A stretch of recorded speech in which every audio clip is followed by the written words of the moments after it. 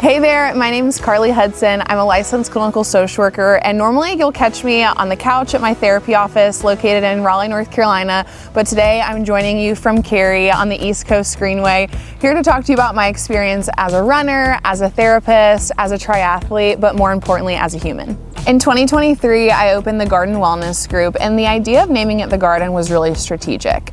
I think the idea of a garden resonates with people of all backgrounds from anywhere over the world. When we think about gardens, similar to what we might think of when we're on a greenway, is we think of spaces that are beautiful and luscious, colorful and peaceful. Oftentimes, people in life have experiences that make life feel hard and scary and tough. The landscape of their life might feel like it's an arid, dry, scary place. And so our idea at the Garden Wellness Group is that we want people to root within themselves and their communities and experience restoration and healing so that the garden of their life can be a bright and bold and beautiful place of becoming, of healing, of connection, and of embodiment. So when people typically think of their therapist, they probably have an idea that their therapist has it all together, or that their therapist never gets angry, never says the wrong thing, and is always regulated. And let me speak for all therapists out there and tell you that that is the furthest thing from the truth. I tell every single one of my clients when they come in for their first appointment in my office that I'm a human who is sitting across from another human, and we are trying to find our way together. In 2025, I set out a goal to fail. And you might be thinking, that's kind of crazy. Normally when it's the beginning of the year, we think of New Year's resolutions and maybe words or positive things we want to move towards. But in 2025, I set a goal of failing more, of experiencing rejection more, embarrassment more, shame more. And it was a really daunting but important goal for me. These emotions are often really difficult for us to feel, and when we feel them, it's often in unprecedented times, and we don't really have control over it. I want to intentionally move towards these hard emotions to hopefully cultivate a sense of resiliency in myself, so that when I'm in the unforeseen life circumstances, when life just throws things my way, I might be more equipped to handle uncomfortable situations. So I very bravely signed up for a 70.3 Ironman half triathlon in May of last year without having ever swam in a lap pool. I had swam in the pool or in the lake or in the ocean growing up, but I had no idea how to freestyle swim.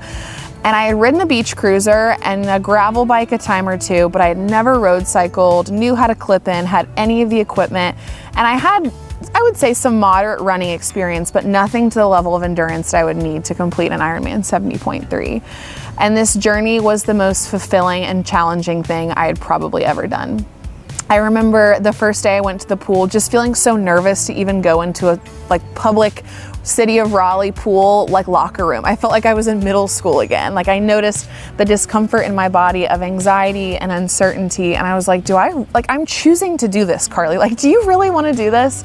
But I did. It felt so important to me, whether it was moving through the discomfort of just going to the locker room, to dipping my feet in the pool for the first time, to my first time buying a bike at a bike shop, or clipping in with my friend in a parking lot in Cary, North Carolina off the Greenway, to riding on the Greenway for hundreds and hundreds of miles last spring. It felt so important for me to move through these uncomfortable moments. And in these daily micro moments of discomfort and pushing through them and coping with them, I was able to cultivate a sense of resiliency and an increased capacity to face off with really uncomfortable emotions.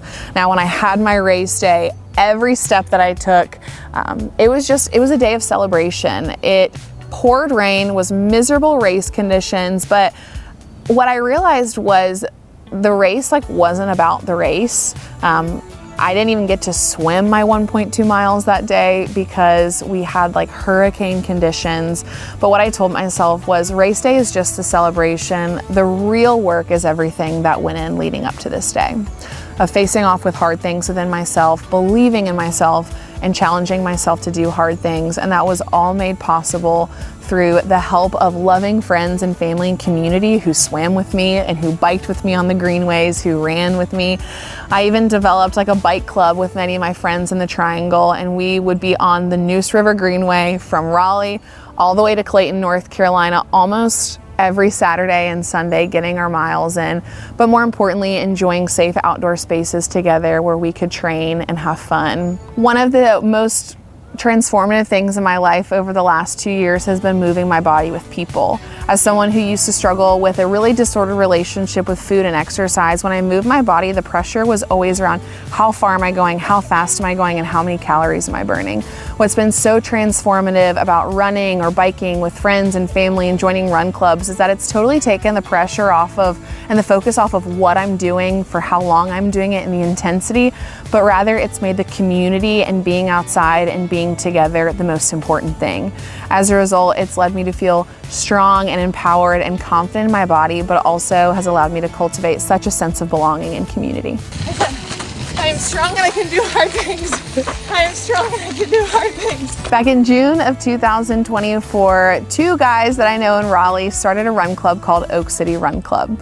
2 weeks after its inception, I came to Oak City Run Club for the first time knowing absolutely no one, and I told myself that worst case scenario, I run a 5K, everyone's weird, I don't like it, and I never have to go back.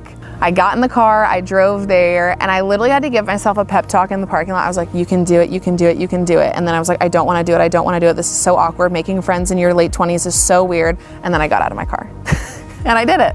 I'm glad I went. I'm proud of myself for putting myself out there. Not only did I move my body, but I made some new connections, and it was the best case scenario. So the following week, we're meeting at the Crabtree Creek Greenway in Raleigh. And I brought 13 friends, and the run club doubled in size. And these guys who had started the run club were like, who is this girl and how does she have so many connections? And so over time, as I kept bringing folks to Run Club, they so graciously invited me to be a part of the leadership team of Oak City Run Club. And over the last year and a half, we've grown a run club that started out as around 12 people to a run club of around 150 to 200 people that meets every Saturday in Raleigh at Midtown Park in North Hills. When I started my journey of really healing my mind and my body a year and a half to 2 years ago, I thought that, yeah, like I'll move my body, it'll feel good. And like I've said, as someone who struggled with disordered eating and a disordered relationship with exercise, I was like, hopefully my body will change a little bit, and that's where I'll experience some confidence. But as someone who's put in lots of hours over the last 2 years, I would tell you this, that my confidence hasn't come from the muscles I've gained, or it hasn't come from the miles put in.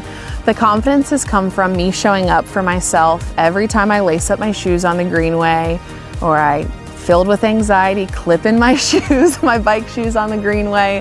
Every time I've done that, and I have honored the commitment I've made to myself to move my body that day, to try something hard, that's where my confidence has come from. I've also used the Greenways as just a tool for like exploration. I've seen so many parts of the triangle. The Greenways and this mind-body adventure journey that I've been on for the last 2 years, it's taught me so much about myself, but more importantly, it's given me a sense of confidence that I am someone who is motivated, who is strong, and who honors her commitments to take care of herself and better herself. If you're interested in moving your body or finding community on the East Coast Greenway nearest you, go to greenway.org. And if you're interested in learning more about myself or our practice, please go to thegardenwellnessgroup.com, or you can find me on social media on TikTok and Instagram at Carly's Couch.